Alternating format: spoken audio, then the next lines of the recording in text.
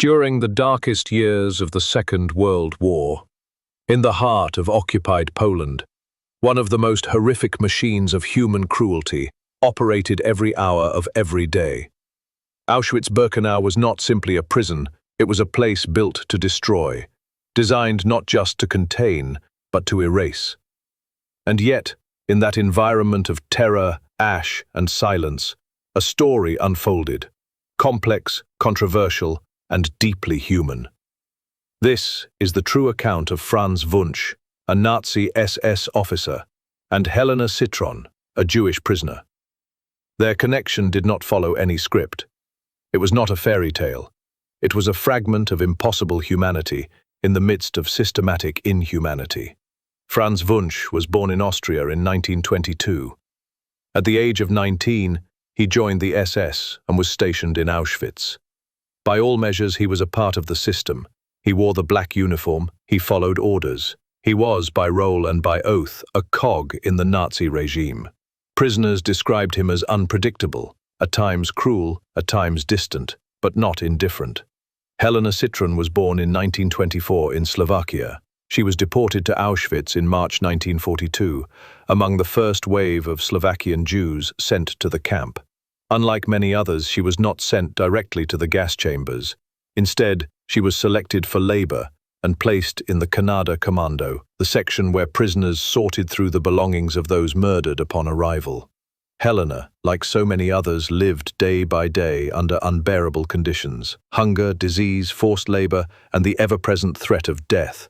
She had lost everything, her home, her freedom, and eventually, most of her family. She did what she could to survive, to keep her identity and to stay invisible when necessary. And then, in the most unexpected way, she was seen. One day, Helena was ordered to sing during a celebration arranged by SS officers. She had a clear, beautiful voice, a voice that echoed inside the concrete walls of the camp, a voice that, for a moment, made people stop. Among those listening was Franz Wunsch. Something shifted in him. From that moment on, he sought contact with her. At first, it was small gestures. He offered her scraps of food, protection from the worst work details. He arranged that she stay in the Canada section, where survival was statistically higher. Helena didn't trust him. She had no reason to. She had seen guards use false kindness as traps. But Wunsch continued, quietly, persistently.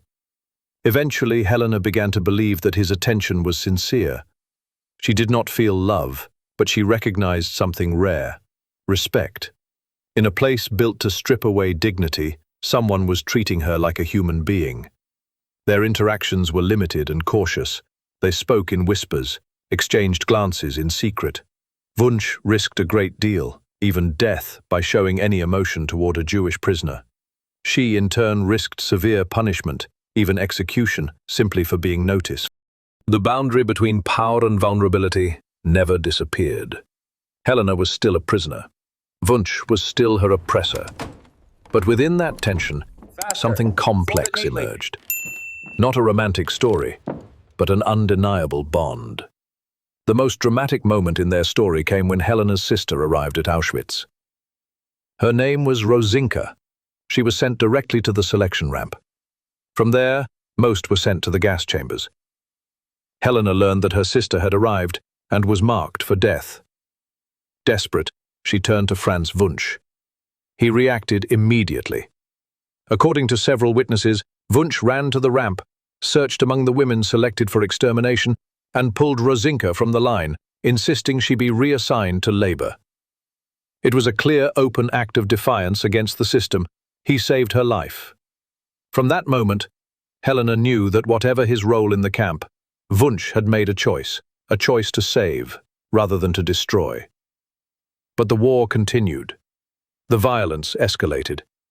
And by late 1944, the Soviet army was advancing.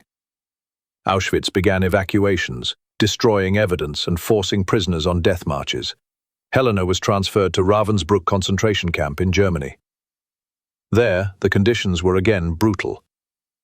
Yet, she survived. Her sister survived. The war ended. Helena emigrated to Israel. She tried to live a normal life. She married, had children. But the past, though unspoken, never left her. She kept the memories locked away. Until, decades later, the past returned.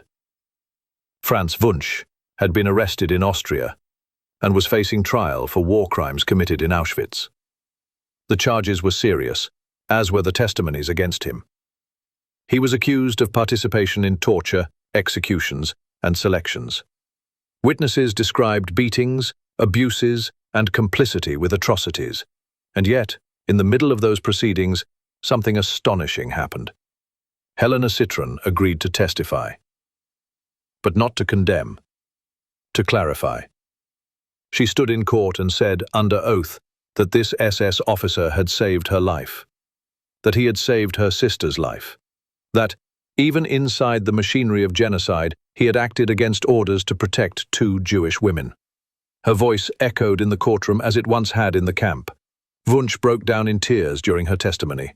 He wept as she described how he had refused to let her die. He did not deny his role in the system, but Helena made it clear he had shown her humanity. After the trial, Wunsch was convicted. He was not sentenced to death. The court acknowledged Helena's testimony as evidence of character, but not as absolution. He served time. Then he faded into obscurity. Helena never saw him again. In interviews much later in life, she said something that still resonates. I never loved him, but he was human, and he acted humanely in a place where no one else did. Her words do not erase the evil of the Holocaust, but they reveal something important, that even in the most corrupted systems, individuals can make choices, terrible choices, or courageous ones. Franz Wunsch was not a hero. He was part of a monstrous regime. But for a brief moment he chose to act differently. Helena was not a willing partner. She was a survivor. And her testimony, decades later, showed the world that even within absolute darkness, a flicker of conscience can exist. Today, as we reflect on the Holocaust, we remember the 6 million Jewish lives taken. We remember the Roma, the disabled, the political prisoners, the children, the innocent. We remember that silence enabled murder and that complicity wore many uniforms. But we also remember stories like Helena's. Not to romanticize, not to confuse victim and perpetrator, but to remind ourselves that humanity can resist, even within horror. It is not love that defined their story. It is memory. It is complexity. It is the difficult truth that even inside Auschwitz, one man made a different choice, and one woman, with unshakable strength, chose to tell the world about it. Thanks for watching. Until the next video.